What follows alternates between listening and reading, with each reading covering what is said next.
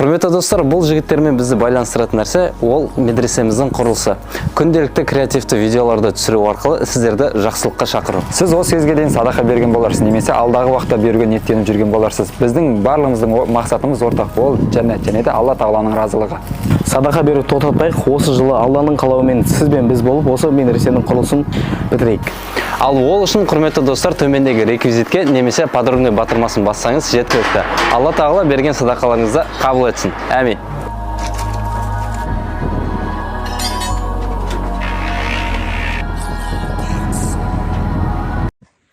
Ассалаумағалейкум, құрметті бауырлар, қалдарыңыз қалай? Мінеке кешеден бері прямой эфирде жасап жатқан сборымыздың мешіті дәл осы, паспорты осы болады. Ал мына жерде сол мешітіміз құрылып жатыр. Көрдіңіздер ме? Орны қалай? Мына жерде қараңыздар, фундаменттер салынып жатыр.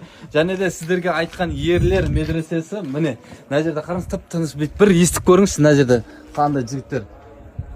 Әнеке, Құран үзілмейтін Құран дауыстары болып жатыр. Енді мына жерде мешіт дедік қой, мешіттің артында үлкен қыздардың корпусы салынып жатыр. Бұл қыздардың корпусы негізінде ораза айында басталған. Бұл жерде түк болмаған ғой негізі. Кеше 2 күннің ішінде біз сбордан 1.460.495 теңге және 11 тиын жинадық. Кешегі сбордың потологы 200.000 теңге болды. Нұрж Ауто деген Дубайдан бауырларымыз лақтырып жатыр ғой. Қараңыздар, қандай керемет нәрсе. Және де мына жақта атыңыз кім еді?